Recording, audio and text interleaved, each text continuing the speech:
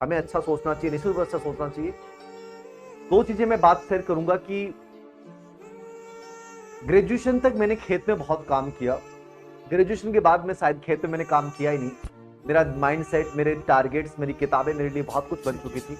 तो ग्रेजुएशन के समय की बात है कि बारिश का मौसम था, अचानक से तूफान आता ना, जैसे अचानक से डेट आएगी तो तूफान है, तो तूफान आने की आशंका थी और बाजरा खड़ा हुआ था। तो घर के बड़े बुजुर्ग थे, उन्होंने कहा कि अब क्या करें। तो मेरे तो दिमाग में आ रहा था कि इसको नीचे से काट लिया जाए। तो बड़े बुजुर्ग ने एक बड़ी शानदार बात कही कि एक काम करो, आपसे जितना कट सकता है वो एक काम करो, ये अनाज के जो दाने हैं वो खराब नहीं हो जाए, तो क्या करो, ऊपर ऊपर से काट लो इसके। मैंने कहा यार इसमें क्या फर्क पड़ेगा, जब ऊपर से काटा है तो नीचे से भी तो कट सकता है, जब ऊपर से काटा है तो नीचे से भी कट सकता है। लेकिन हमारे पास जब एक्सपीरियंस कम होता है ना, तो हम फिर कुछ भी निर्णय लेते हैं।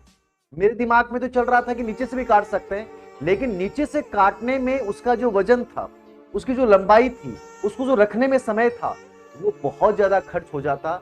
और उन्होंने कहा कि ऊपर ऊपर से काटो तो फुर्ती के साथ। एक तो काम क्या हो गया, शॉर्ट हो गया, यार पूरा नहीं काटना, ऊपर ऊपर से काटना है। मतलब आप जब बड़े लक्ष्य को छोटे लक्ष्य में तब्दील कर लेते हो तो आपका कॉन्फिडेंस बढ़ जाता है। ठीक है, दूसरा आपका समय बच रहा है, तीसरा आपको गुणवत्ता को लेना है। तो बाजरे के जो ऊपर का सीटा है उसको सिर्फ काट दिया गया और ये टारगेट हमने बहुत जल्दी पूरा कर लिया।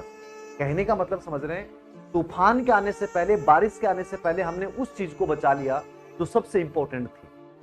तुम्हारे सामने वही स्थिति है, तुम्हारे सामने वही स्थिति है कि 15 से 17 दिन बचे हैं। तुम्हें सिर्फ अनाज को एकत्रित करना है, तुम्हें फालतू के कड़बी के चक्कर में नहीं रहना, उस डंडे के चक्कर में नहीं रहना। वो डंडा काम बाद में भी आ जाएगा, याद रखना, वो डंडा कहीं नहीं जाने वाला है।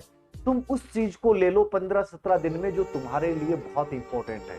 ये 15 से 17 दिन में जो तुम्हारी जिंदगी को बना सकते हैं, ये वो दिन है। तुमने अब तक क्या पढ़ा है, क्या नहीं पढ़ा है, ये चीजें मायने नहीं रखती हैं। तुमने कौन सी कोचिंग की टेस्ट सीरीज को दिया है, नहीं दिया, मायने नहीं रखता है। लेकिन तुम 15 से 17 दिन में कितना बेटर चीजें करोगे, ये बहुत मायने रखता है। तो पहली